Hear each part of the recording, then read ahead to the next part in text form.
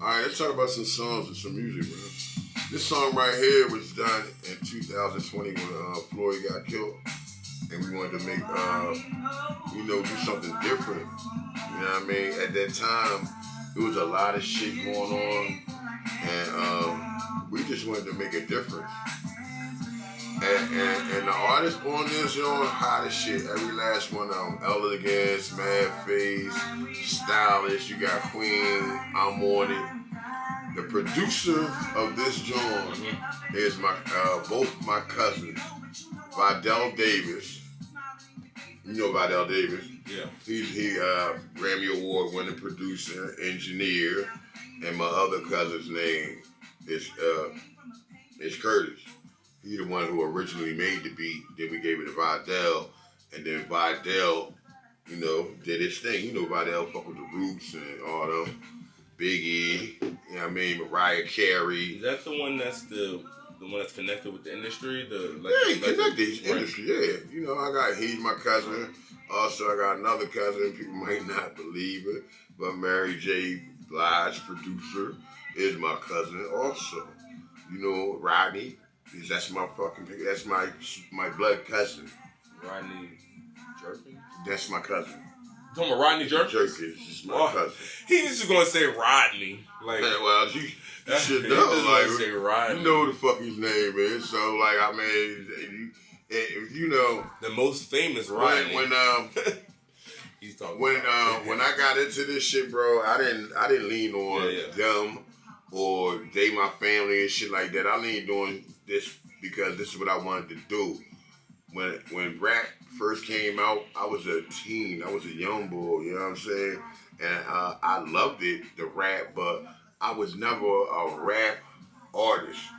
When I rapped gibberish, shit like that. It was all out of line. It was motherfuck this, motherfuck that, suck my dick, kiss my ass. You know what I mean? Yeah. This bullshit rap.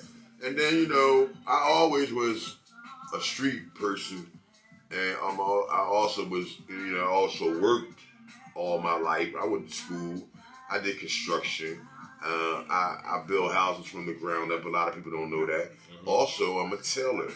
I do tailoring. I can make clothes, you know what I'm saying?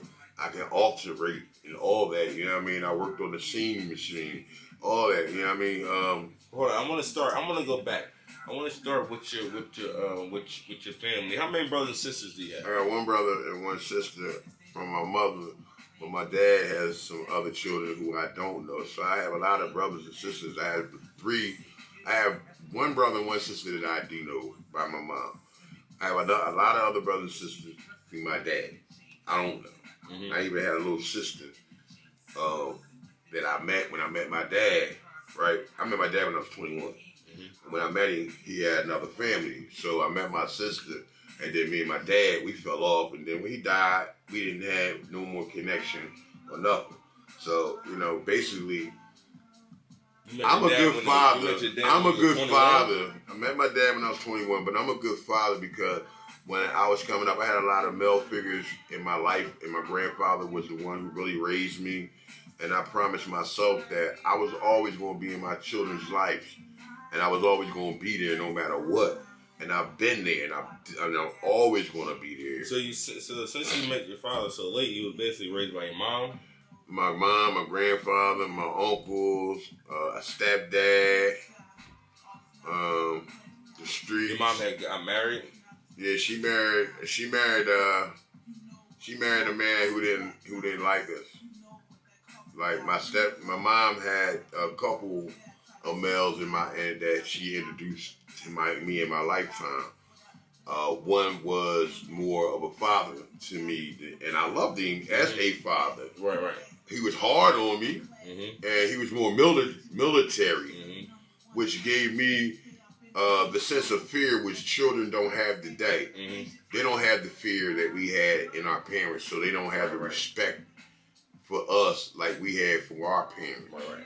We have a lot of respect for other people because we were taught that. Whereas that today, there is no fucking respect for elders. There's no respect for persons. There's no respect for kids. There's no respect for nothing these days. Right. But I want to get back to you because you were saying how the one man, he said he didn't like y'all. So what do you mean by he didn't like y'all? Well, he didn't like us because when he first came in, his whole job, I was 19. I was around about 19, 20 by that time. And his whole thing was to get in. And in order to get in, he had to get past me and my brother. And he was already in because How old was your brother at that time? My brother was he's 3 years younger than me. I'm the oldest. So you was 19, he was 16, and he trying to come in and take over the house. Yeah, but I was street boy already. I was already into the street. And my brothers and them, they weren't street like me. I'm all street by then. I was already gang. I was in the gang, everything. And but my thing was, I didn't bring my work home. Did he step to y'all? He tried.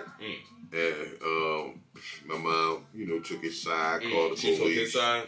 Yeah, she told me that I had to ask this man, could we go into our refrigerator at our fucking house? I said, bitch, excuse me, I didn't want to say it like that, but I did call my mom out her name, and I asked her was she fucking crazy, and I turned the fucking table over, and called the police on me. Yeah, but as you're an adult now, you see everything that, parents and everything goes through. No, I saw that was fucked up. So you still think that's still fucked up? I still think that's fucked up. That your mom had made you ask him. Yeah, because in the end, the man never liked us. His job was to get comfortable and move in and get us, remove us so that he could do what he want.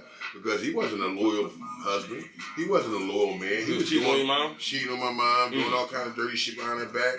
But he would always tell on me or my brother and give my mom all kind of shit. Was he hustling? No, he did construction. I worked for him and I learned how to do construction and all that through him. So you learned stuff from him. Yeah, I did learn something, but I didn't, the bad shit that I learned that he wasn't shit. He wasn't the man that I wanted to be or even attempt to live like. You know what I'm saying? I feel like I wanted to be like my grandfather. My grandfather was honorable. You know what I mean? I don't know what they did back then. I don't know whether they cheated on each other or none of that because that shit was hidden. So if they did do it, did you ever hear about your grandmom or your mom and them cheating? Did you ever hear about that? Why? You don't know whether they did or not though, right? It was a different time. It was a different time. Now that things are wide open and people are doing everything. That's why there's no respect. And everything's on the phone. Everything is not just on the phone. Everything is wide open. Even outside, when kids is going down the street and they cussing, motherfucker this and all that, we didn't do that. Motherfuckers see us cussing out there, we get our ass whipped, and then we go tell our parents, they beat our ass too. Right. Today, you can't even do that. You know why? The laws are being changed, and I keep getting into the same. Well, hold on, let's get back to before we get off track. I want to get back with your family now. You talking about your grandfather. What type of job did your grandfather work? My grandfather my grandfather worked for Sunship. He worked for Amtrak. He retired from Amtrak. All I can remember when my grandfather was like my age, right?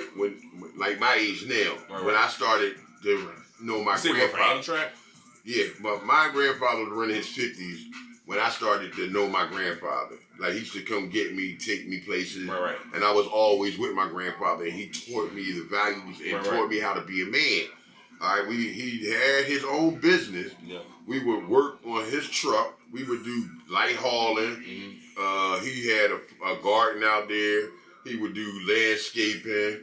He had all kinds of jobs for us to do, and I worked for him. And I love my grandfather. Like, he was somebody that you could look up to. Like, people look up to a lot of stars. What was his name? Philip Graham. People look up to a lot of people, but he's my hero. Like, he taught me everything I know. He taught me how to respect myself, respect people, and always be honest. Yeah. And my grandma, oh my God. A lot of people don't like people who you can't control. I don't let people control me. You know what I'm saying? When people feel as though they have power over you, then they can control you. There's nobody that has power over me because I don't allow nobody to have power over me. My destiny is set by me getting up in the morning and asking God, what direction should I go? I don't know what's going to happen in the morning when I wake up. All I know is that when I wake up, I'm thankful. That's number one. And I give a little prayer. And if it don't matter whether it's a second or whether it's an hour or 30 minutes, I get that prayer up and saying that I'm thankful. You know what I mean? And what I'm thankful for. I'm thankful for all the people that surround me. I'm thankful for the things that I've been able and possible to do in my life. You know what I mean? And at the same time, I'm going through it. I go through it every day just like everybody else do. But I just don't give up. I just don't say that this is the end of the world. You know what I mean? Mm-hmm. People believe that BNB has just been ran on its own. It hasn't. You know that. You seen how much money I spent into helping people. And I don't like to say. But I want to before we get to the BNB, I want to lead up to that. I want to go back after your grandfather because I want to finish. I wanted to talk to you about your schooling. Now this is school about schooling. Now all this you're talking about with your grandfather, your family, and everything. Where's this going down? It's going down in West Philly. What block is this? Right here. We went down. It went down right here. And this house right here. It went down here and it went down on Osage Avenue in the Move Block, 62nd Street. I'm from West Philly. I'm from 60th Street. So and it went down in Sharon Hill too, right on Sharon Avenue. So I pretty much grew up in a lot of areas. I went to Sharon Hill. Right. I went to West Philadelphia. I went to Cato.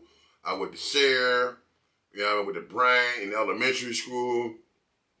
My school shit wasn't, when you talk about school, I went to school and I learned a lot. I did a lot, but I really wasn't a school type. I wasn't the type that liked the school. I didn't really like school because I had to fight every day. I had the gang war. And the school I went to, everybody was scared to go to school. This is West Philly High? I went to Cato. And where was this? When I went to Cato, we was fighting the ghetto. This is a public high school. Public high school. And when I went to school, we was fighting the ghetto. The ghetto was Southwest. What year was this? 83, 84, some shit like that. The year I was born, 1983. Okay. Damn, you ain't got to do all that. You ain't got to do all that fucking asking me years and all that shit too. I don't need anybody to know my age. But we used to gang war. So when I went to school, I'm like, I always been a leader. I'm not going to not go to school. You understand what I'm saying? I have an image to obtain, at least I had in my head, that if I don't go, then they're going to consider me a chump because I don't go to school. Mm-hmm. You know what I mean? Yeah, well, And even though I'm going to go to school and I'm going to be by myself, I'm going to have to fight at the end of the day. So it's either I'm going to have to fight or I'm going to have to run. Now, and hold on. I'm not going to say that I haven't ran a few times. Right. If you see 30 and 40 motherfuckers, bro, and you by yourself, and you gonna stand out there and fight, then that makes you a fool. Like, I had to haul ass many a times down Locust Street, all the way from 48 to 62nd. Real shit. You know what I mean? Now, I heard you say it was like gangs. So what gangs, what was the name of some of these gangs? I'm from Osage Avenue, but we was called 62nd Street, and we used to fight Cedar Avenue. We used to fight the Lot, 52nd Street. Like I said, the ghetto, that was Southwest. The Moon Gang, North Side. It's the Coast. I can go on 56th Street. Now, are these all black people, African Americans, or of course, it was all black people. It wasn't no white people. No, I mean not white people. I mean, were there any like Caribbeans? No, any Jamaicans? No, they weren't. No Africans. No.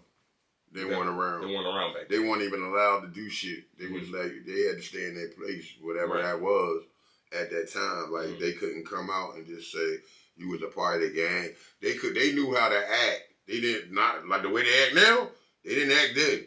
Because they would get put in their place. So it was Africans around then? It was Africans, Jamaicans, and all that shit. They had their own gangs too. Mm-hmm. Some of them had their own gangs, but they couldn't go up against the neighborhood gang.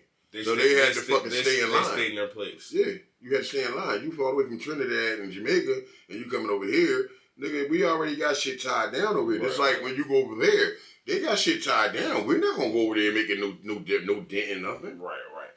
Okay. Did you end up graduating or not? I didn't graduate. I could have.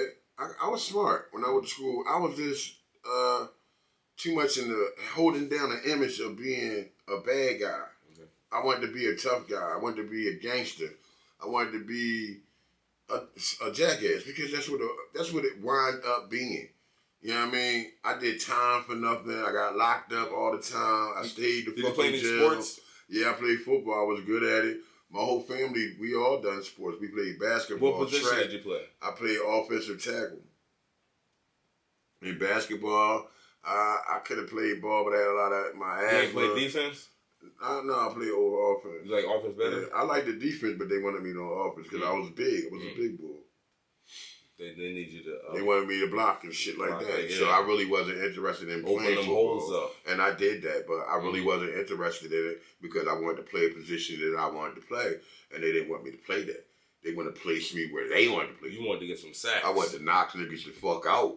Real shit. Yeah, it's kind of hard to do. I was angry coming growing up, man. Like, when you don't have a father in your life and shit, and you got a mother that's struggling, I understand what a lot of the young people going through today, but they even going through worse because they don't even have a mother now at the house. You know what I mean? And you got kids being mothers raising other kids to be grown, which is impossible. You know what I mean? So the struggle is really real out here today. Did you find yourself back then,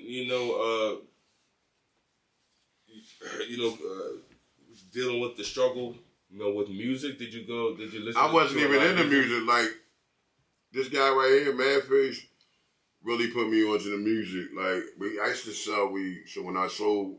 So, no, back then, like, you wasn't listening to music? Yeah, I told you, music was all in my life. Right. Through the church, through people in my family. Music is in my blood, but I wasn't interested in it. I was interested in the street, robbing niggas, shit like that. Music wasn't in my... You didn't get interested in music, Madface? Nah. I always had music in my heart, but I was a DJ. I was like, I played music at everybody's party, or people would come to use my equipment. Biggs, want you to throw a party? And I always throw parties. So when I've always thrown the parties, I always had these big ass speakers, music, shit like that. And that's how I started the music business. The guys and the people that we knew. Well, let me get back to this. I used to do the parties. People used to always ask me to come do their parties, right? So I always did that. I always get on the mic, and I always would rap. But I would always rap over top of people's shit. I wasn't a rapper, and I'm not a rapper now. I just know how to do it, and I enjoy doing what I do, and I can do it real good, right?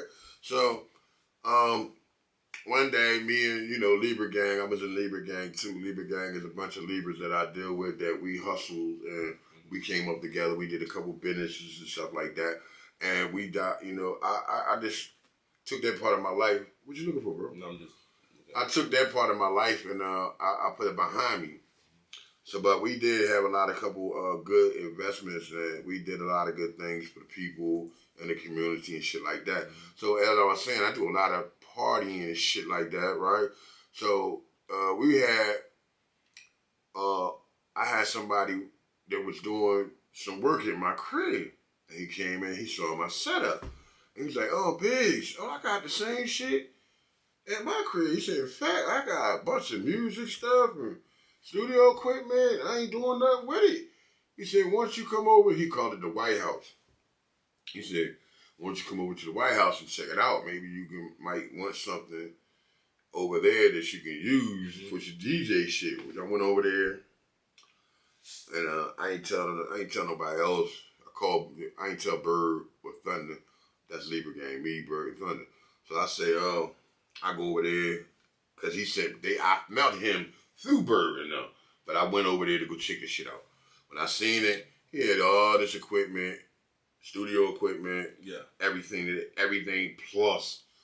You feel me?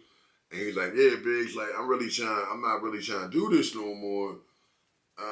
Give me an offer, man. Give me an offer and take this shit off my hands and shit, right?"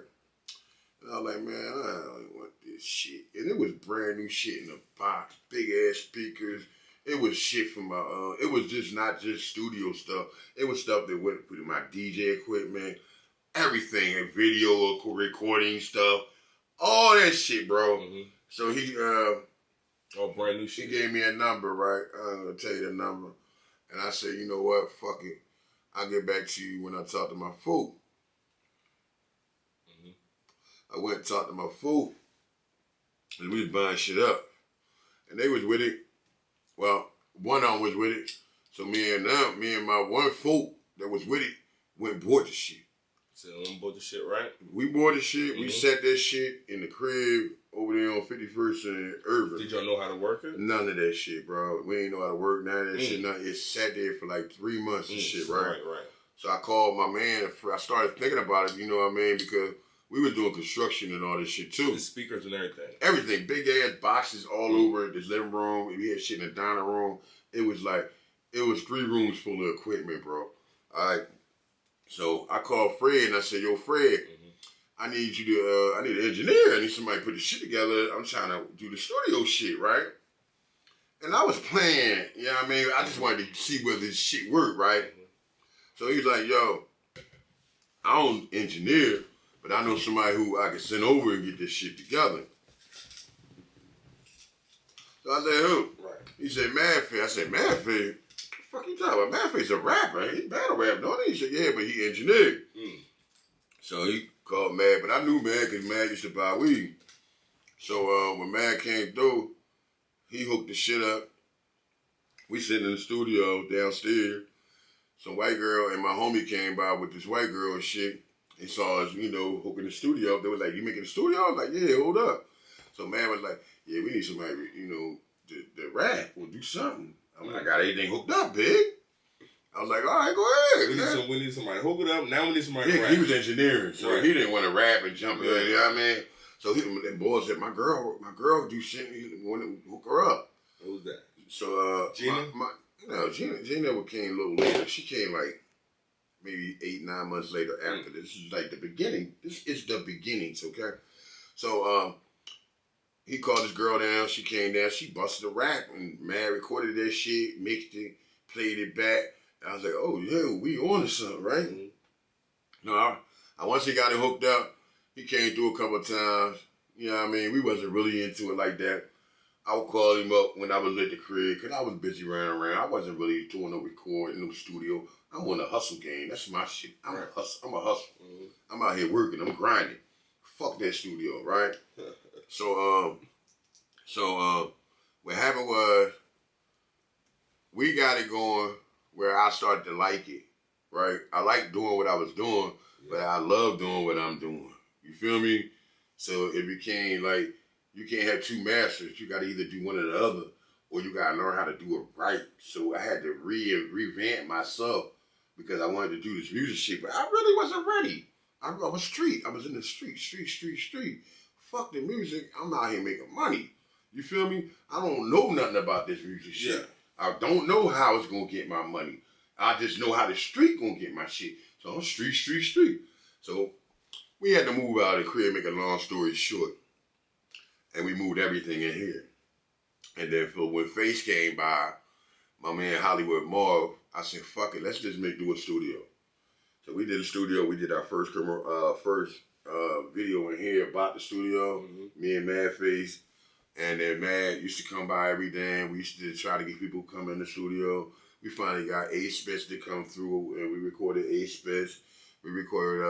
What about when the Blitzkrieg come? Bliss always was on board. Well, Bliss was Ace man. I knew Bliss before I knew Ace. I mean, I knew Bliss before I knew Bliss before I knew Madface, really. And Bliss would always say, "Yo, I knew Biggs before I knew you." So he was there just as much as Face. Face has always been there more than Bliss. But I'm saying, me and Madface, we wasn't like we are now. Like, that's my brother. Madface is my brother. On some real, no matter what we go through, like that nigga always there for me, and I'm always there for him. Always come back. Right. There. So no matter we ain't see each other for a year, that's my brother. At the end of the day, you know what I'm saying? Yeah. He know me more than anybody. You feel me? And he know my heart, and he know what and not only him, you know me, and a lot of other people know me because y'all around me. You know what I mean? Where y'all not trying to control my shit, and y'all know that I'm in control of my shit, and you give me that. Here you go. You give me water, please. Like I said, Mad is my bro.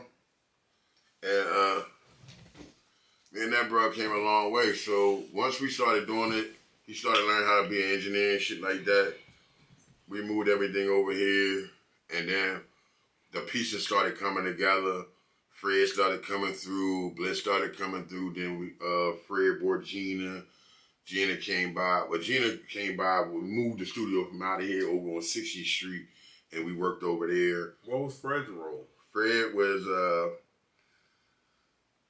he was a member. He was a member, just like everybody else. Like, we always just plain members. Nobody had no titles. Nobody had nothing. We was just working to have a studio. We was building. And we was me, Bliss, Mad Face. We did our first video over there. And then the boy came through. He started bringing his camera. And then we started going out doing shows. And then, like I said, we started hooking up with A-Spitz. And then I started meeting people. And they used to call me BNB. They didn't call me Biggs or OG Donnie Savage. They never called me by my name until I started getting out here. When I started getting out here and doing shit, that's when they started calling me CEO, Boss, Biggs, and shit like that. What did y'all call the label first? BNB. So it's always been BNB. And boy, BNB stood for Big and Bird. And then we changed it to Bigger and Better. It was Big and Bird. And then we changed it to Bigger and Better. R.I.P. to Bird. Right? Bird didn't die. That was That's just that was my man Bear. All right, yeah. Rest in peace, my homie. Love you, bro. Yeah. The BNB stands for a lot of things, man. Whatever we wanted it to stand for, you can look at all the videos. We got a lot of footage on our BNB page. We've done a lot of work, man. Like, that shit costs a lot of money, and that's what I mean by. So fast forward and tell me, how did you acquire the studio in Darby where I met you? We need a bigger place. We was in Philly, and we was in my neighborhood, and I really didn't like the neighborhood because we was with Trizzy the Mouth. We had a studio, and we was sharing. Trizzy the Mouth? Trizzy the Mouth and me. Is that a rapper? He's a rapper.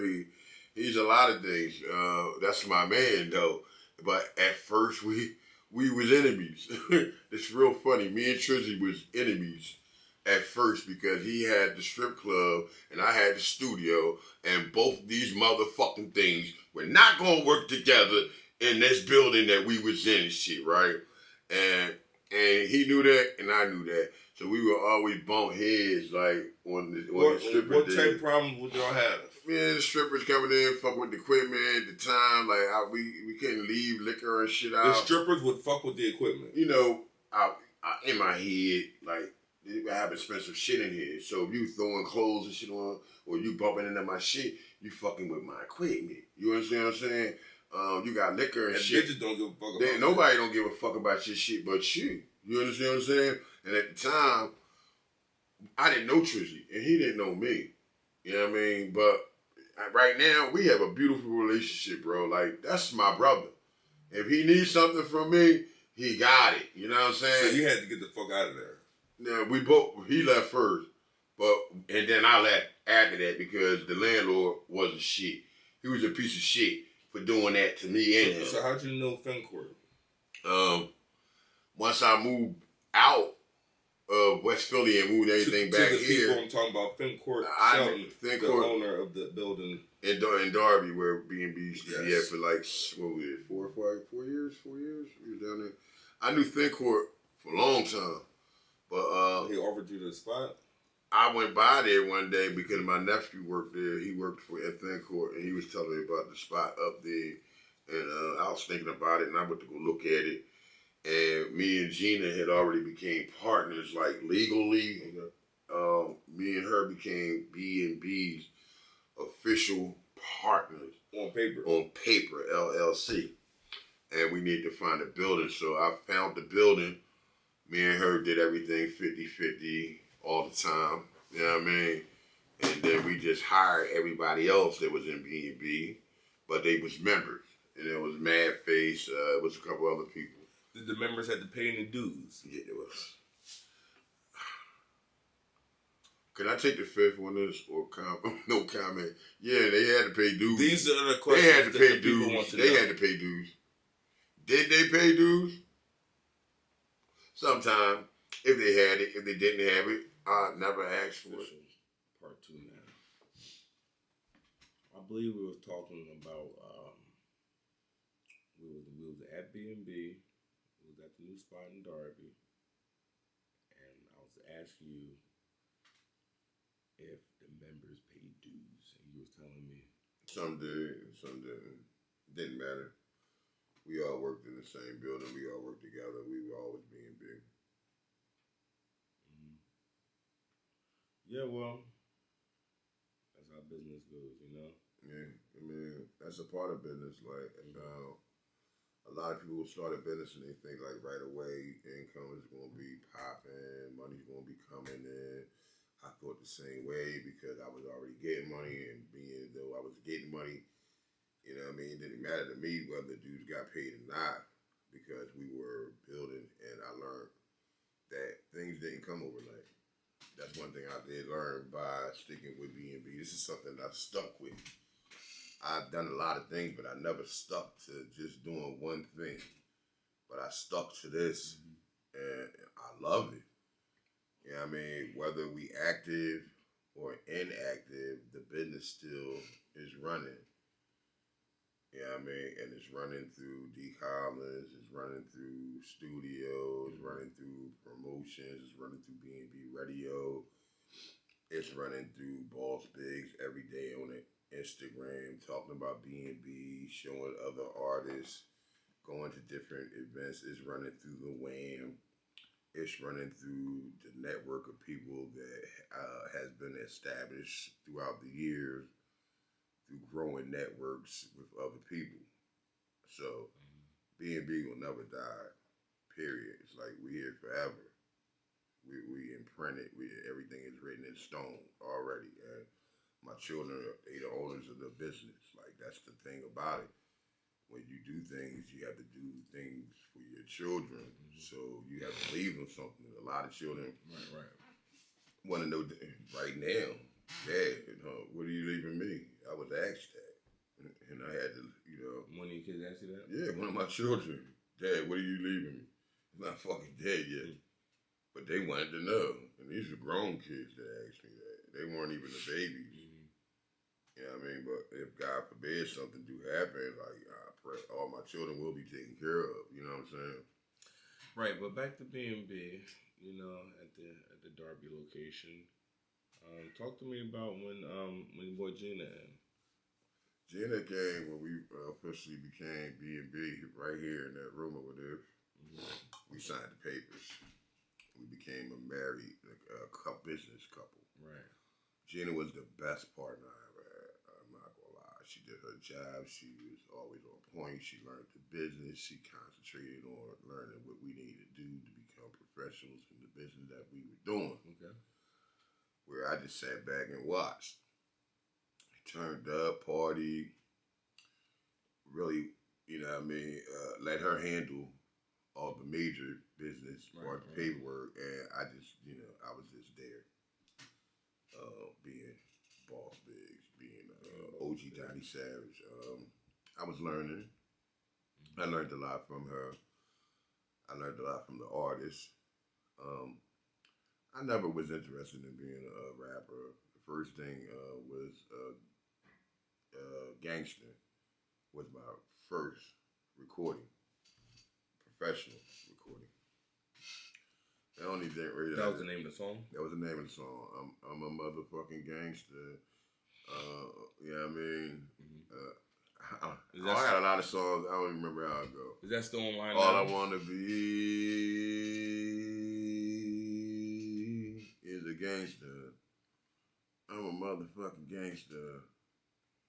All I want to be. That's how it went. That was the hook. And then we all had bars. It was me, Blitzkrieg, and Madface. And that was recorded where? 60th Street. That's where we recorded that. At the second B&B studio. It was actually the third. Darby's really the fourth. Darby's really the fourth, right? We started over on Irvin Street. But at the Darby spot, that's when it really, actually, that's when it we started putting it together, and the first BNB studio was right in that room, and then we went to 60th Street, and then we went to Darby. But everybody knows you from the Darby spot. And West Philly. Yeah, but a lot of people know me from Darby. My image and everything grew from Darby. I blew up and became something in Darby as far as in the music. I was always known everywhere else for other things. Yeah, cause man, that door was always open, man. So what are you insinuating that? No, I'm saying that. I'm saying the door was always. There was always people coming in. Exactly, I was a businessman doing business always things. People there, man. And they tried to shut me down in Darby a lot. You know what I mean? My business was pretty lucrative, especially in 2020. You was my business partner a few times. I was about to say, I was one of those people that came through those doors. Mm-hmm. Yeah, I heard about School Speaks. Yeah. He was an engineer there. Yeah, because downstairs from the studio was a barbershop that I went to. A lot of people came from the barbershop and recorded my studio. Yep, and I heard about it, and I went. A lot of battle raps took place in my studio. The Gates, they had stuff there. That was later. Bill Collector came in. In the beginning, it was straight. You know, we recorded Ab Lava straight at my studio. Music production studio. Yeah, that's what it was. It was a music production studio at that moment. That's what we were doing. And then it evolved into doing everything else that we do now. What didn't you have something? We started doing open mics. We always did one night a week. One night a week, we did a free open mic, and we did that for like the house was packed all the time. People remember that. I used to run it sometimes. Yeah. Run the and DJ. We used to get everybody, a night, and everybody loved it. And then the Wham came and stuff like that. You were going by then. By then, Gina had left. Me and Gina, we just outgrew each other. To this day, on some real shit, bro, I love Gina. That's my sister. You know what I mean? We never had sex. We never slept together. We did business. That was my marriage business partner, my first business partner. I love her to death, but she will not talk to me. I don't know what I did to her. All I know is that we were on different pages as far as the business was going. She wanted to go one direction, and I wanted it to be going with BNB, what we signed up for. When you sign on to a marriage in a business, that business comes before yourself. I'm boss. I was OG Donnie Savage, and then I became BNB. They called me BNB. They didn't call me OG Donnie Savage. And then they started calling me OG Donnie Savage, and then I started rapping. That's part of the reason why you may not talk to her no more, because we had differences. What I mean was, she was like, if me and her run the company, and you were there, so I had to put people in place so that it could be equally ran without me and her bumping heads. So when I put the office in, and she went on vacation, because she wasn't there, you was there. She wouldn't answer the phone. If I went away, it's my obligation, if my business partner called me, to answer the phone. Period. No matter what I'm doing, it's my job and my obligation to the business to answer the phone. So if you're not doing that, then you're not doing what you're supposed to do as a business partner. So that's why we had put the office in, and when she came back, she didn't like that. You know what I mean? And it was something that I had to do to protect us. And then that's when things started changing. Our relationship changed because... You said put the office in. I had to put... You had an office. You was vice president. You was the treasurer. We had put Madface as the president, the secretary. We had an office of people. So when BNB was being ran and we had to make decisions, we didn't have to wait on me to make all the decisions. We voted on a lot of shit when Gina wasn't here, remember? We did. And it was running good until she came back. And when she came back, she just, she was with it, but she wasn't with it, because we all did work together real good. But Gina was on some GZQ, which was good. It was good. But you are the business owner of BNB. So whatever GZQ put out, BNB has to be on that. Whatever Boss Biggs put out, BNB has to be put on that. I went away, came back, and she supposed to put out 3 songs. I paid for these songs, and Vidal mixed these songs. She put them out, and it was GZQ music, no BNB. All the artists on her songs were BNB artists, and it wasn't mixed. Right? No, it was mixed. Vidal mixed these songs. They were. I paid money to have these joints mixed. Oh, so he did. She put GZQ music, no BNB nowhere. The artists that were features from BNB, names weren't even on the songs, on the album cover. And I'm asking her, like, what's going on here? And she had a whole attitude. This is GZQ music. No, you're BNB. So even though you're GZQ music, where's BNB's logo, which me and you are owners of? This is worked on in a BNB studio. So BNB didn't get anything from this, but it went out. Stop shaking the tables. Oh, I'm sorry. No, but so let me get this right. Gina is your business partner. Yeah. You know that. GZQ is what she goes by. Right.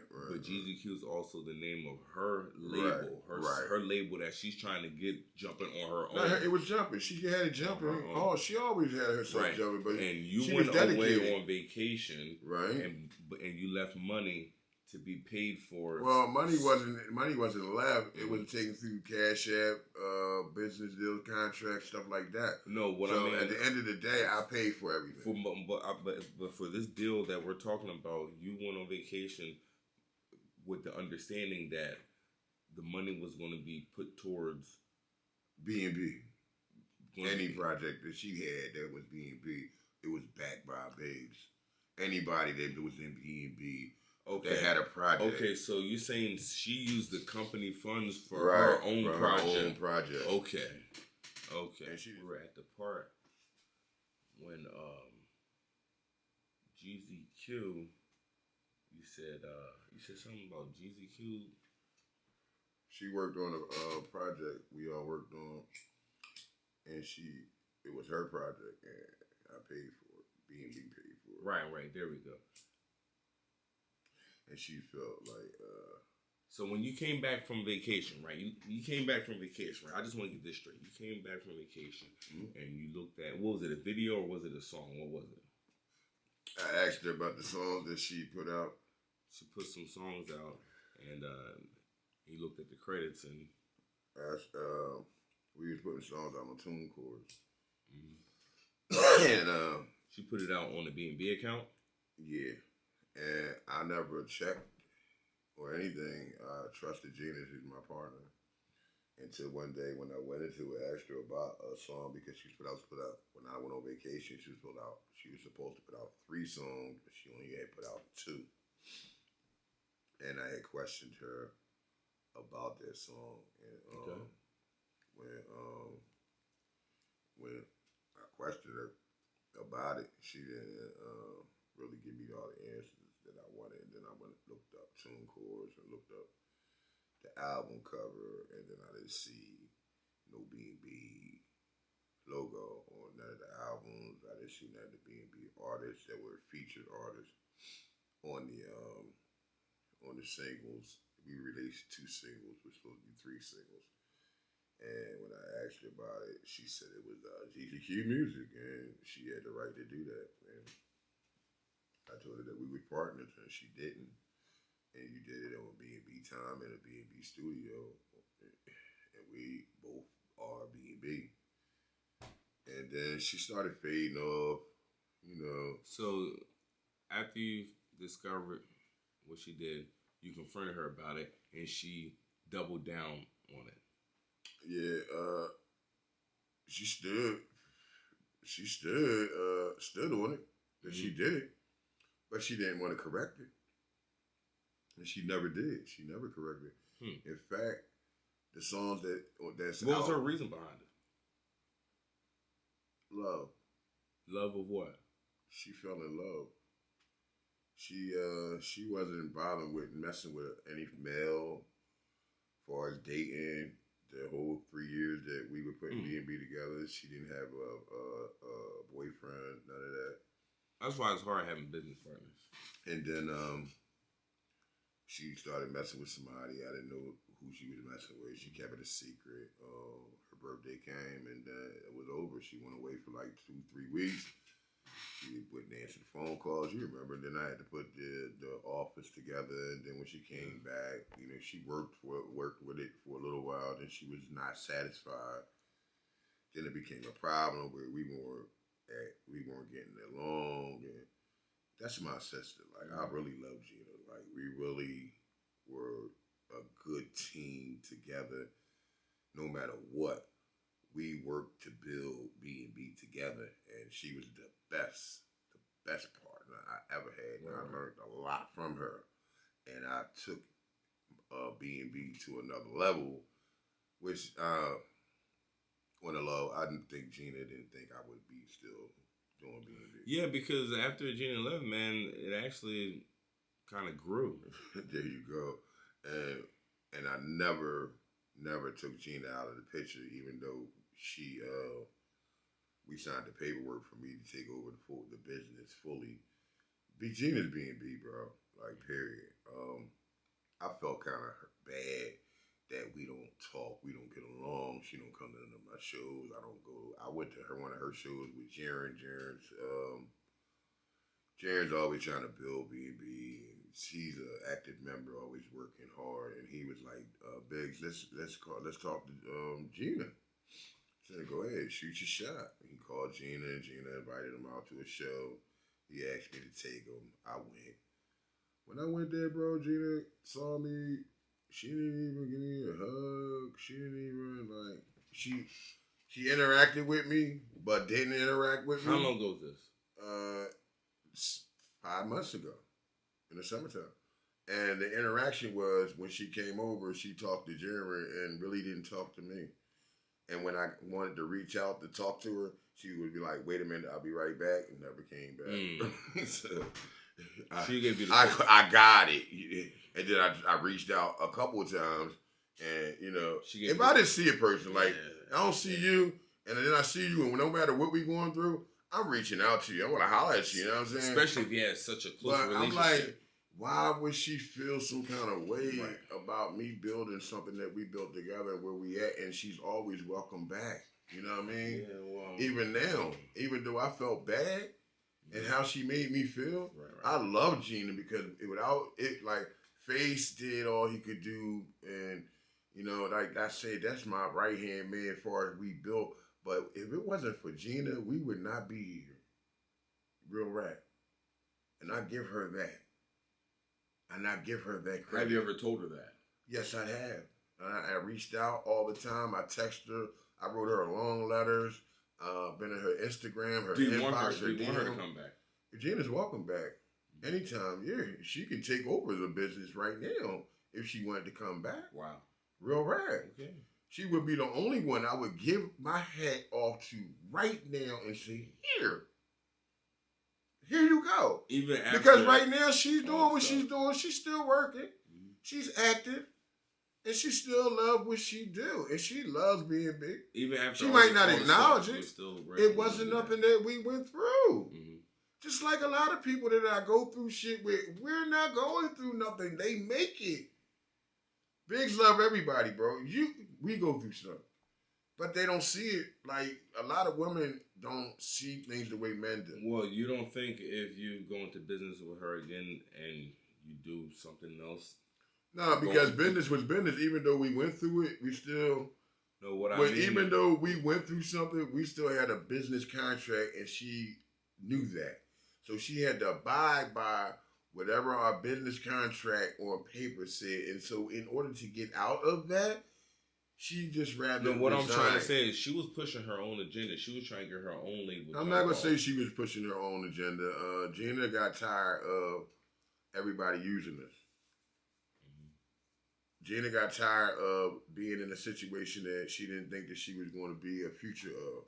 Because she was already with someone. But she wanted to get Gigi. She was already with someone that already dicked her around. And then when she came to BNB, and she had power, she had all the power, and she didn't have to fuck nobody to get it. She used her mind, her musical gifts, and her talent and her skills that she learned. Right. Well, that's good that you're willing to forgive her. And I forgave her from the get. Like, I never had nothing against her. Like, I forgave everyone that's had something against me. It's like, I'm not about that life, bro. Like, if I'm about that life, that means I'm at war with you, because I'm from the streets. So we're on the streets. If you at war with somebody, then you gonna have to dead that person before they dead you. And I'm not at war with nobody. You feel me? Mm-hmm. That's not my job today. My job is to be an innovator, to help people. You feel me? To show the youth that you don't have to do these things that it's gonna get you on, like, have you landed in jail. I've been to jail. I didn't have any direction. But once I found a way that I can do something for me and my family that's going to be around forever, music is going to be around forever. Now, if you got hands in on the business and you got people that's entertaining, that can entertain, that are going to be future stars, then I'm ahead of the game already. Like right now, I got little young children learning how to do this. I got a son 3 years old, learning how to make beats. I got a daughter that's always in front of the camera, TikToking. You know how to work everything in there right now. You know, let's get back to BNB. You know, we got the Gina story out the way. And after Gina left, BNB blew up. One monkey didn't stop no show. No monkey gonna ever stop this show. He kept going. In fact, but Gina gave me more strength when she left. She left me, and I was alone. Even though I had faces more of working on a different level. He wasn't into the business part of it, but he was into building. He was more of a builder. Like, you got people that direct, and then you got people who build, who you send the people out, you get on the plans, and this is the plan, and this is how we're going to do, and then you start building. Well, Face was more on the building up from the ground up, where the plans were put out by me and Gina. Right. You know what I mean? And people followed the plan. And then once she left, then I had to find other ways, and I had to go back to what we learned and put all those things together, and then start going back to where we started off again. All those long hours in the studio had to start all over again. All those YouTube clips. We've spent some long hours in the studio. Long hours. Right. Yeah, after Gina left, we started working a lot. Yeah. Me, you, and Brett. Yeah, a lot of teams. Right. And then after our team broke up, Chevy came. Chevy came in. And then after Chevy, after that, DJ 7 came. We had DJ 7. Right. And then Chevy came. Scooch Beats. After Scooch, Mad Face took it on. Then we had a couple other people came through. We even had... when did the battle rap start? The battle rap started through Mad Face. Mad Face had the connections to the battle rap league, and my man came through to me and asked me could they do something over at BNB. Face asked me first, and then so he said that they wanted to do something over at BNB because they didn't have nowhere to go because of the COVID. And I agreed, and we set up, we did our business deal, and then that's when the battle rap started coming. And I started meeting Bill Collector, a whole lot of other battle rappers came through. And that's when that started. Okay. Nice. Yeah, man. I remember coming over there for those. They was nice, man. The house was packed. Yeah, always, it was crazy, man. And it was ran really good, man. Security at the door, patting you down, metal detectors. I had all the COVID joints. I was just about to say, COVID regulations was on a beam. I had all the shows going on. COVID regulations was on a beam. They had the I met City of Dreams temperature gun at the door. I met Janie through BNB, the Comfort Level podcast. She's a part of BNB. She's a part of Wham. I done a lot, man. Like, yeah. I've done a lot, and it's not just I don't brag. It's just that when I started this, I never knew what direction I was going. So when I'm doing what I'm doing, I just do it from the heart. Like I'm on a like this is what I'm gonna do today, and that's what I do. You know what I mean?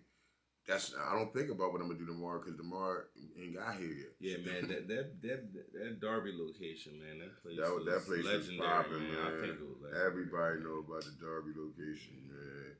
I made Darby what it is today, boy. They ran me out of there. Yo, I remember. You remember the one on the roof where we had the open mic on the roof, and they came and shut it. The mayor came and they tried the mayor from another county came. I was mad. I wasn't there for that one. And tried to shut us down and shit. And then we went on her YouTube, on her Facebook, and put the whole situation on YouTube because they was calling us monkeys on the roof or some shit. Wow. And she was just supposed to have been the mayor of Darby. That's crazy. Mm-hmm. And then when we posted that on her page, she didn't like that, and they took the whole shit down. And then next thing I know, I got a sister cease on my door. I got a lot of them in Darby, man. They don't want to see nobody do no business in Darby. Like it's real hard. Then you gotta go through a council to get permission. It's a good thing I knew the mayor. And shout out to the mayor of Darby. She was good to BNB. Like if it wasn't for her, we probably would have shut Darby down a long time. Long time ago. Yeah, man. And I just remember just one day. The doors is closing up, man. What happened? And I just got too big for that spot. And I had a lot of events, a lot of people. I started getting Did you ever have invites to other networks? Did you I started doing podcasts with people. Any theft? Nobody ever broke in BNB. Nobody ever tried to come by and never rob the place? Never. Like that? Ever. I keep cameras and hammers all the time. Like it's cameras and hammers in here. Cameras and hammers. You see cameras all around my house, all around here, and there's hammers here too. So if a motherfucker come through, then they just gonna catch what they gotta catch. Just like at the studio, you gotta protect yourself. Like this is real life here, bro. Okay. Nice. But yeah, so you got too big for the spot. Yeah, BNB got too big, so we moved. When we moved, we started declining in membership, but we was out here working. I was doing more radio. I was doing more podcasts. I was doing more shows. I was working with the Wham, doing the Wham Awards. Doing more. Yeah, what exactly is I was doing more.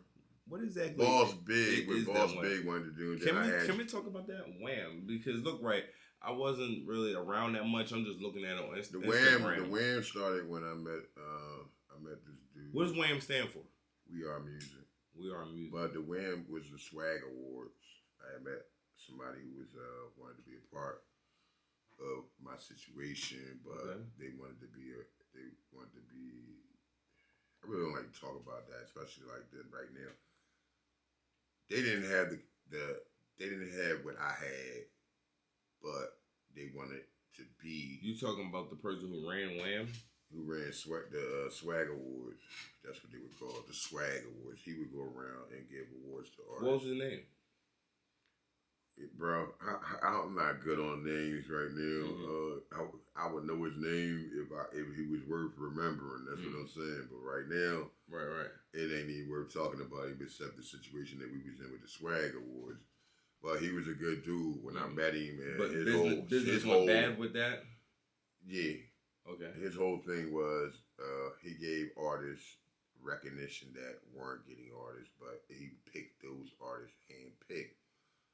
I already had a bunch of artists that came to my showcases that needed to have recognition for what they were doing, and me, Janie, and him got together and we created an award ceremony for these artists. He wanted to make it where the artists paid, where we wanted to make it where we helped the artists, gave them a situation for them to pay for the services that we render. But he made it where he wanted money for this, money for that, and it's all three of us in this new Wham thing because we didn't change it from swag to Wham. So you wanted to take money from the artist also? No, he wanted to do shirts and hats and have raffles. Well, hold on. My question is, so he wanted to take money from the artist and use it for something. But you wanted to take money from the artist also, but right? Render the services that was rendered for the money that they paid. Right. I didn't want to take money just to be taking money. I wanted them to, if you wanted to be a part of our situation through the Wham, we had services for you.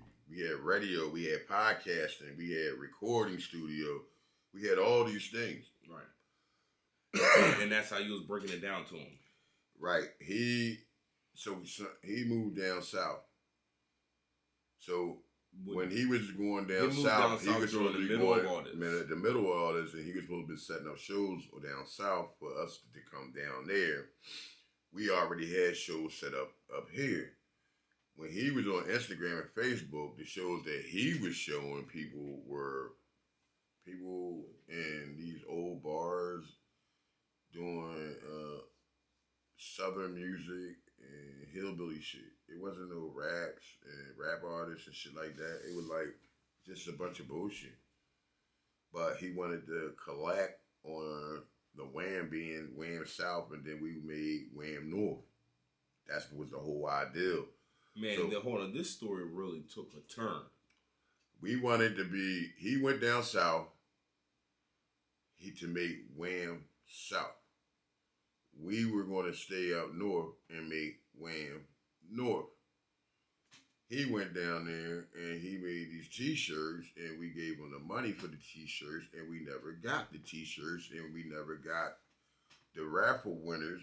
Never got the prizes that they won from the prizes that they won from the raffles that we from him. So the people won the raffles and never got their prizes. Never got their prizes. Never fucking got. I would have been salty. So I'm like, and I paid them money for a box of 2 Wham T-shirts. Never got them and shit. So that relationship got dissolved immediately. Wow. Okay. And so me and Janie, we became Wham North, and then me and her had a falling out, and then I became the CEO of the whole Wham. Period. How the Wham? But Janie is Wham. Janie is always going to be the president of the Wham. How often did that go? Once a year, every couple months? We would do stuff like whenever, man. Like I have my own thing, so I would do stuff every week. I would do stuff every month, but it dried out because you got to do something new, and that's what BNB is about. You already know. I can't do the same things. We can't do what we did last year. I always preach that and teach that, and I tell you got to be doing something different. It has to be a change in whatever you're doing. Right, people want to see something new. They don't want to see the same content. Yes. Okay. That was a lot. That was a lot. Yo, Chill, what up, bro? That was a lot with the Wham. I got lost. But that's what the Wham. That's what the Wham. So it became Wham North, and then once I took it over, I've been doing everything. Like I don't have a sponsor. I'm still kind of lost on how you even got hooked up with the Wham. Yo, I loved the ideal that he had, but I made it bigger. Right. He had a good ideal. He was giving it to artists that he knew, where I had a whole network of artists that needed to be recognized. And the Wham actually made me. He was handpicking artists. Right, but the Wham made me actually bring people together. And that was my whole thing. I wanted to bring you might not like this person. Man. Philly is this guy was dirty. Philly, I'm not gonna say he was dirty because he was about business, but he was about his own artists. He was handpicking artists. No, charging them. No, he didn't charge them nothing. He did it out of his own pocket. No, but I thought you said that he wanted once we became business partners. He wanted to charge. He wanted to do that. He wanted, but I stopped it. No, we're not doing that. Unless they have services that you can render, then that's the only way we receive money. He wanted to collect money through raffles and this and that, and not give them nothing. No, we're not doing it. it. Back again, part 3. Final part. We're gonna get this shit done and done. Final part. Yeah. For my memory, fell for you. Going into the story of BIGGS, Donald Graham. Yeah, nigga, you gotta get this, man. My bad. That's cool, though. Hey, look, man, we say I mean, it's all good, but, you know, they know Donald Graham, but, you know, they're gonna look me up after this interview anyway. Police is always on my ass, like, real. But yeah, the last thing we were talking about was the Wham that you were doing, the Wham Awards. It's not that what I was doing, it's what I do now. I do the Wham. Mm-hmm. Like, the Wham is always gonna be around because I made a promise to myself that I was going to always, when I do something, that I'm going to finish it. So that project was part of 3 people, which I told you. And after the 3 people no longer were getting along to do things that for the people that we were doing it for, I had an obligation to keep it going the way that it's supposed to go. And there's a lot of people that want to be a part of it. But the Wham is so pure, and I just love the way that the Wham is now, that I don't want to I'd rather just do it my way, because then you can't buy a Wham. You can't pay me for it. I don't need your money, first of all. I give these Wham Awards away because I love what the artists do. Yeah. They deserve that. They earned it. So when you ever got a Wham Award, it really was from the heart. It really was because you deserved it. It's really because you needed that to make yourself better. Right. And I felt that if I can make you feel better, it'll make me feel better. All right. By doing something for somebody else, because nobody did that for me when I came in the game. I didn't get no awards. I didn't get no prizes. I didn't get nothing but you got to pay for this, pay for that, do this. I'm a radio. To get on the radio, you got to pay. To get on podcasts, you got to pay. To get on shows, you got to pay. And what do you get? What do you get at the end? What do you get? Nothing. So everybody that made money off you get a chance. If somebody chance at what? When you get there, it's other people in cliques and groups that go on before you. And they won't applaud for you. We in Philadelphia. They don't applaud for you. Nah. So my whole thing was like, I didn't like what I was seeing when I first started doing this, and I wanted to make it change. No brotherly love. Right. And it's hard to make a change when you still going to you got 50 people here doing what we supposed to be doing, but you got 10,000 people doing what we not supposed to be doing. It's hard. It's like we're all being swallowed up. Right. Yeah. So when is going to be the next Wham event? I mean, I have a date set. I paid for. I'm bigger and better still, whether I do the Wham or not. And I use the same concepts for the Wham as I do for bigger and better. Because this year, you can't come and have your background playing at a Wham contest. You have to have a show track. And if you can't have a show track, then you can't be in the Wham. I can't give away money to people if they're not bettering themselves. So I want to see artists better themselves this year. I want them to come with a show track. I want to see them perform not only the songs, it's your act completely. Are you show ready? Are you ready to go out and go on tours with people? The Wham is about building. You know what I mean? Yeah. That's what the Wham is about. And I like to keep that pure. You know what I mean? I do have people that any of the people that's a part of the Wham, or anybody that's won the Wham is a Wham associate.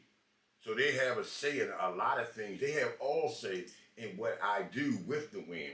Even though I'm the owner of the Wham and the president, I listen to the people.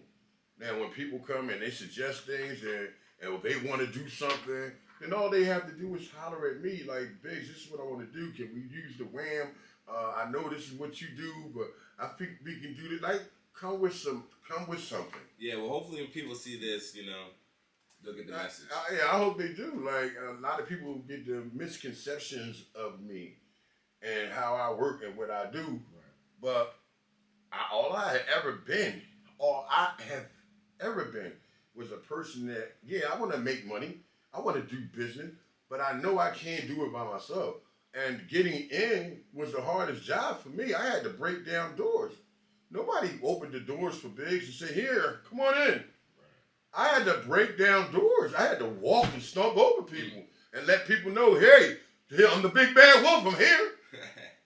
You ain't gonna keep me out. You definitely made a name for yourself. So you know what I mean. I had to, because there was people there that just could have opened the doors up and said, hey, you know, Biggs, I understand what you're doing. Like, introduce themselves to me. So when I go out to a lot of events, I know people there, and sometimes I don't like to. First of all, I am the back door of the company. First of all, I've always been the back seat. I never, ever wanted to be the front of BNB. I never wanted to be the face. I swear on my life, I never wanted to be the face of BNB. All I wanted to do was sit in the back seats in the control and work the joystick. I can see that. I'm serious. That's all I ever wanted to do. But I was forced into this. Because if I didn't get out here and get my feet wet, get to meet people, get to make these contacts with people, networking with people, even having friends, but our associates, because a friend is always going to be there. Associates that I met. With your business partner, so you had to do a whole lot. Yeah, but I loved you. That's my business partner. She's always going to be my business partner. You know what I mean? We had an issue that shouldn't have been an issue. Just like I have issues with family members the same way. That's life. If you with the same people 10 years from now, then what kind of person, like, you haven't met nobody else? It's other people that's going to come into my life. And those same people that come into my life, they're going to leave, and another group of people going to come into my life. So I can't get mad when 5 or 10 people fall away and say, well, we no longer know what Biggs doing. Hey, that's fine. You want a different level. You're doing what you're doing like I'm doing what I'm doing. I'm on a different level.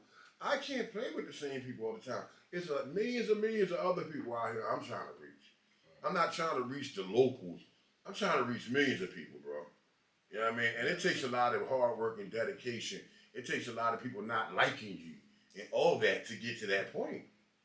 You know what I mean? I'm not going to be here forever. Like, this is a fast world we live in.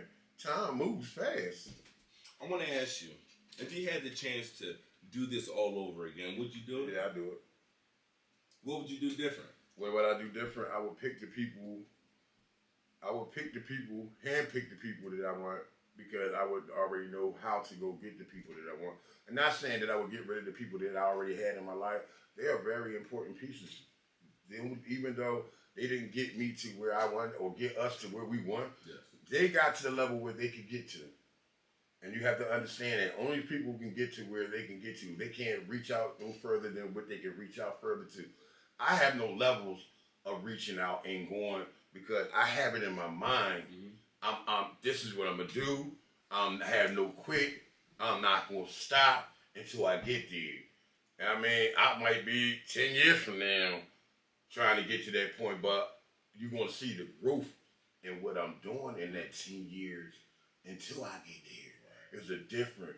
You can see somebody trying to get there for 10 years and you don't see nothing but. So basically, just change the people out. It ain't that. It's people change out when you grow out. No, I'm talking about if you had to do it all over again, you just. No, I just. Did you hear me? I never said I wouldn't change them.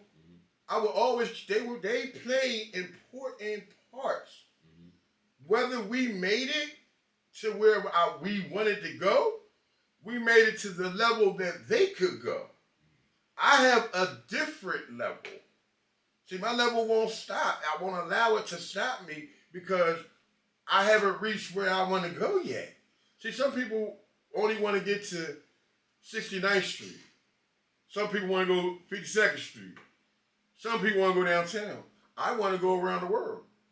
So it's different stops that I have to make. So when doing them different stops that I make, it's different groups of people that I'm going to meet. Some of those groups of people might be for me. Some of those groups of people might not be for me. But I can't get mad because those people are not getting along with me.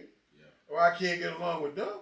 No, I got to go to the next group of people that do. That is true. That's just like that. It's simple. Hey, what's up, everybody? So, that's just how it is, bro. It ain't that, I'm just, I got a lot of people, a lot of enemies and stuff like that. I don't have any enemies, first of all. Because if I had enemies, then I would have to be out here looking for my enemies and hunting them down. I had people who are associated to the things that we do together. Things didn't work out. And it just became a thing where everybody wants to go against the person that they feel is the big fish. Everybody wants to catch the big fish. Everybody wants to knock the big fish off. So I'm happy that everybody wants to do that. I don't claim none of that shit. You give it to me when you put the hate out there. You ready for when you get 10 people that hate along with you for nothing, you make me the big fish. Because you got a gang of people that hate me, that don't like me. A gang of people, they all become fans. But if you catch the big fish, you get the biggest prize. Yeah, but the only prize you can get from the big fish is the same shit that you got. Disappointment. You can't control that fish. Mm-hmm. When I get in that net, nigga, I'm gonna be fighting and getting out and doing all kinds of shit. Like, I'm gonna bite the shit out you. You gonna want to put me the fuck back. Right. You ain't gonna be able to handle them. So you have to be able to handle this. If you can't, like, if I can give somebody me and we switch bodies for one day, before the day is over, that person will be looking for me to take this shit back because they could not deal with that. It's stressful to be me. You have to really have a strong mind, first of all. If your mind can't take it, then I wouldn't suggest you even think about it because that could hurt you. If you dealt with the things that I have to deal with, if you dealt with the people that put the pressures on you, you dealt with the people that talk about you every day, you deal with the strain on your business, even with no business coming in, you got to still pay. You got to pay for that LLC to stay at LLC. I can hear the pain. You know what I mean? It's pain. Yeah. When you carrying people on your shoulders and you got to stand up and you can't break. Right. You got to keep on going and people look at you every day and that's what they see. They expect to see that. They created Boss BIGGS. I've always been a boss. I've always been a strong man. I always had strong character. But as far as in the music and as far as the internet, social media, music, BNB, right. They created Boss BIGGS. I don't try to keep up with Boss BIGGS. I'm who you said. I'm Donald Graham. Mm-hmm. And if I wasn't Boss BIGGS, I would be Donald Graham doing the same thing that I'm doing now. Would you hate him? Would you not like him if you didn't know him? The person I know, he's a good person. Thank you. Yeah. Thank you, man. Mm-hmm. And people don't understand when you're in business, you have to be who you are in business. At the end of the day, I'm me. I'm not no longer doing business with you. So, hey, how you doing? Let's get a drink. Let's get to know each other. Right. We didn't even do business and you don't even like me. We never even met, but you don't like me. Why? I'm a shit. You get on the Instagram and the internet and you talk pop and fly. No, I'm assured of myself. Intimidating. I'm not intimidating. I'm assured of myself. And what I do is only to motivate those who not motivated. Your man sitting home in bed and I get up and say, wake your man's ass up and tell him to get out here and go to work like BIGGS. What's wrong with that? I'm helping you. I'm getting on this show and people look, I'm 50-something fucking years old and I get up every motherfucking day and go to work. Every day. I got bills to pay, and if I got bills to pay, I know you got bills to pay. So here you go. Get up and go to work. Go help the person out in your home that's helping you out. But they don't do that. They don't see that. That's the message that BNB. That's the message that I preach and teach every day. Yep. Since you've been on Instagram. Even when I was waking up with the wake and bake, smoking weed every morning. The message is still the same. Just like when Jay-Z said, well, sit down with Jay-Z or $10,000 or $100,000. Look, I don't need you to sit down and find out nothing about me. You can play all my shit. Everything about me is in my music for real.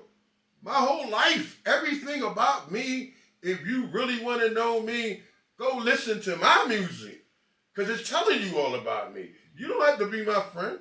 You know what I mean?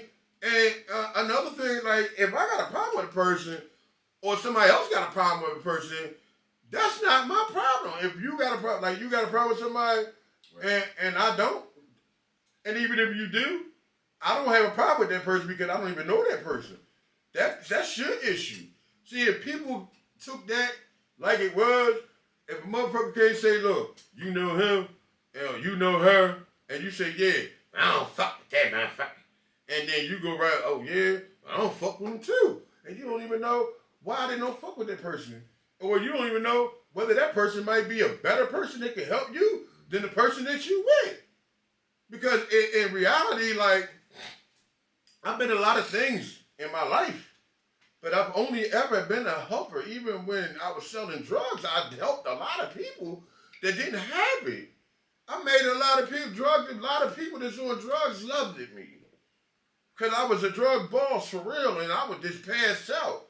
In the same way that I did that for them, I've done that with recording time, with studio time. People ain't had money to perform in shows. Come on, just come through.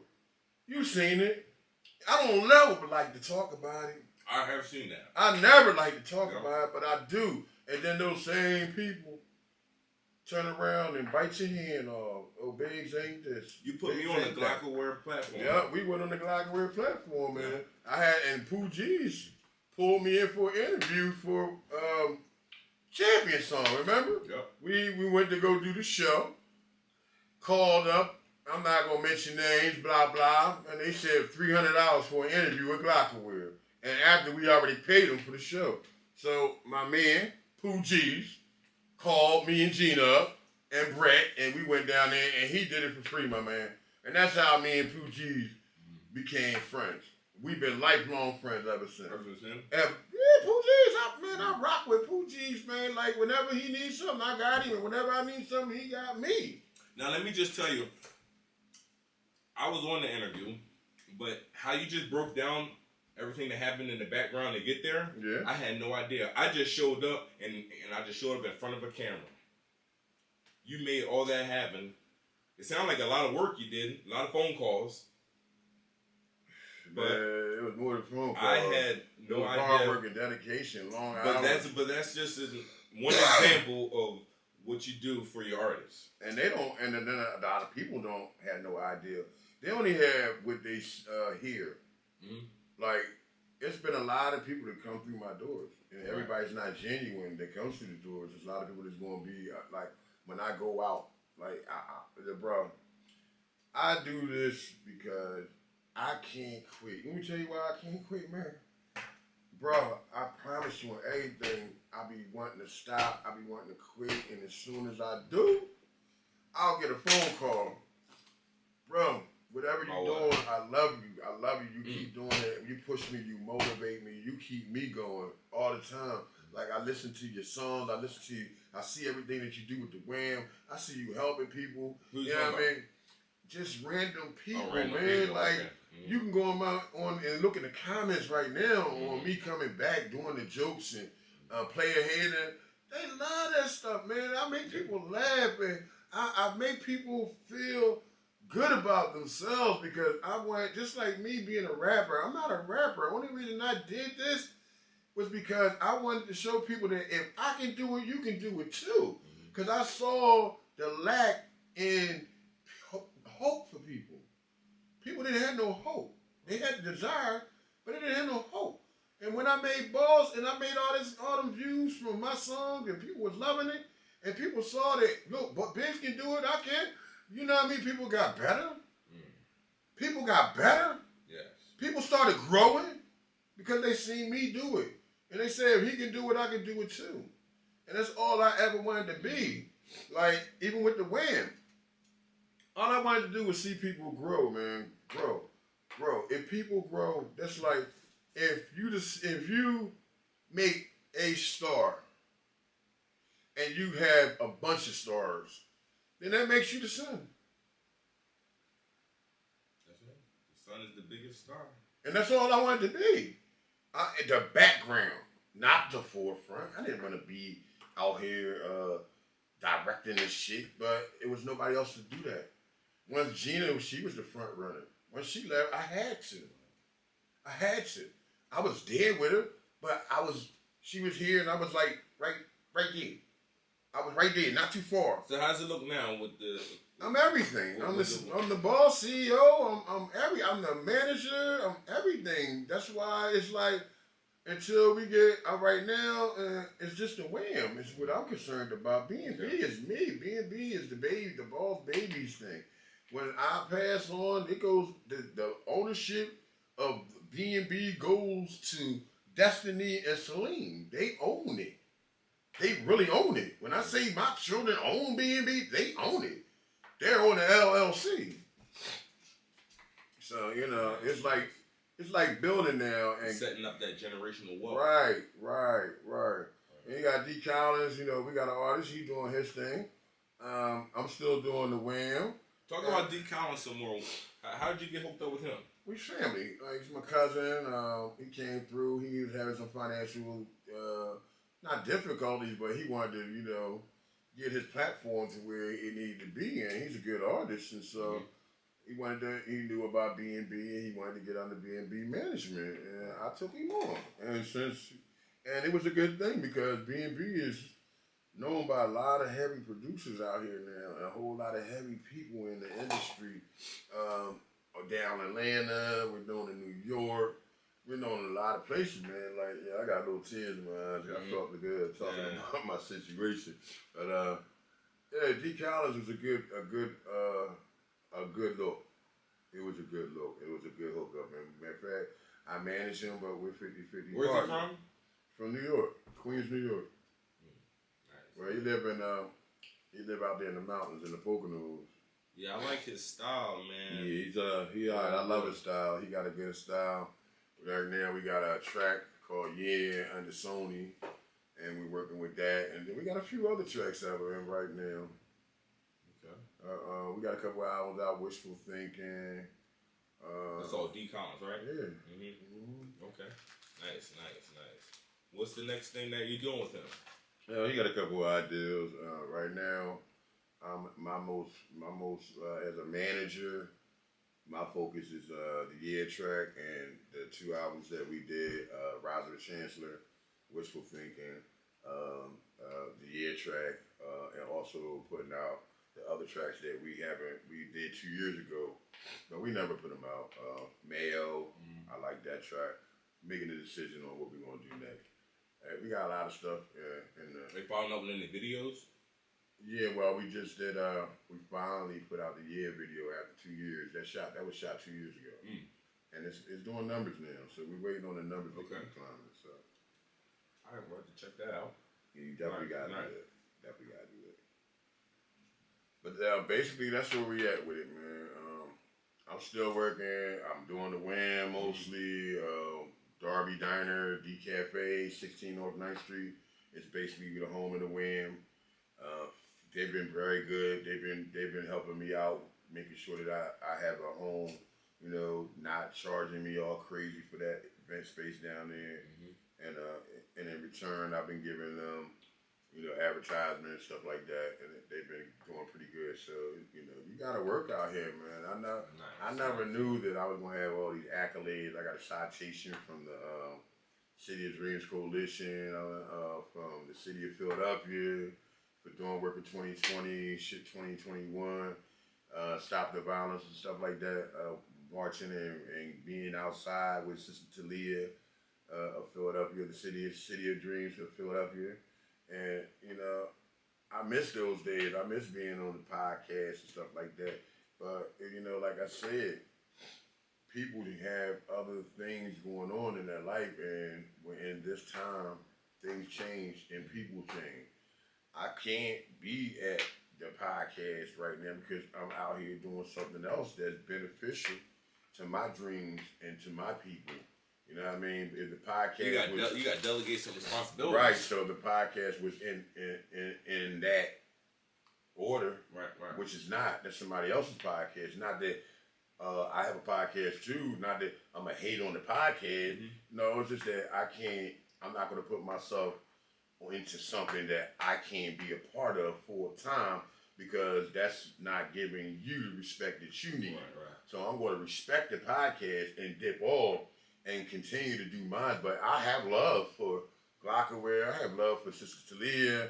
I have love for Members Only. I have love for everybody that I have worked with. I have love for Janie Shaney, The Comfort Zone, Authentic Bars, DJ 7, so on and so on and so on. It's just so many people. I can't name them all. But I have a lot of love for these people.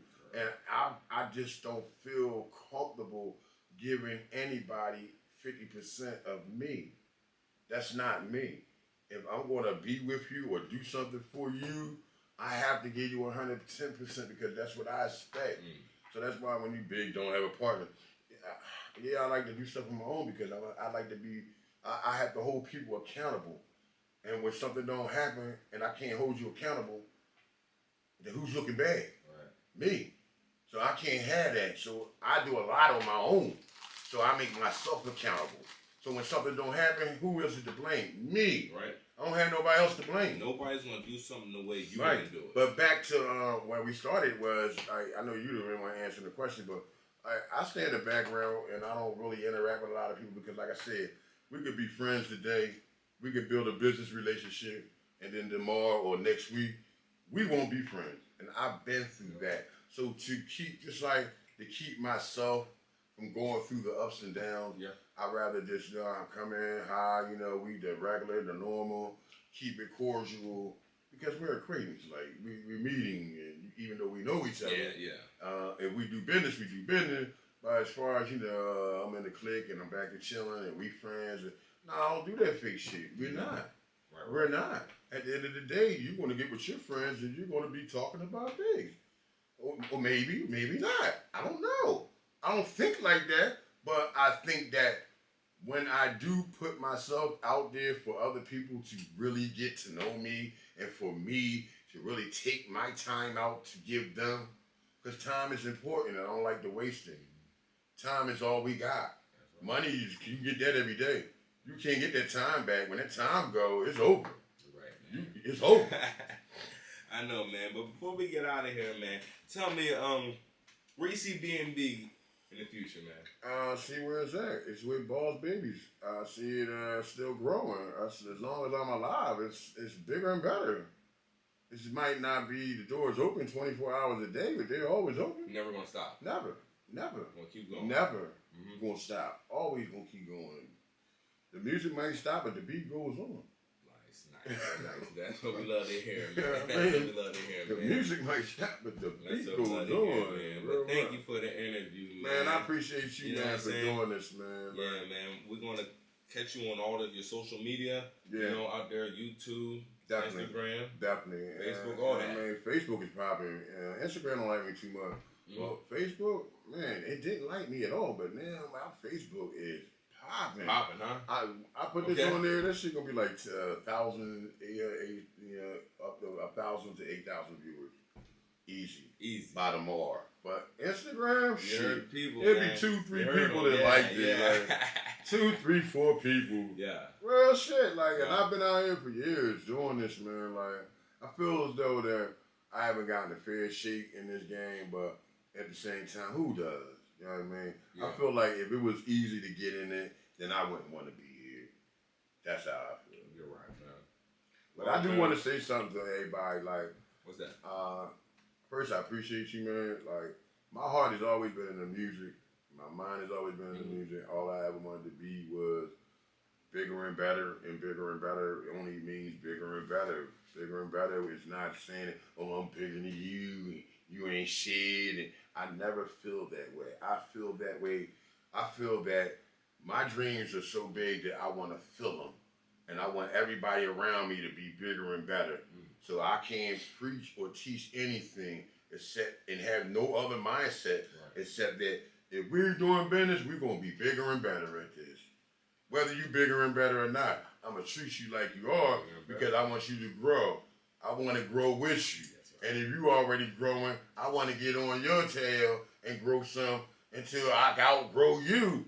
And then maybe we'll learn something from each other. It's like a tree. Right. We're growing in this thing, Mike. I'm a part of this tree limb over here.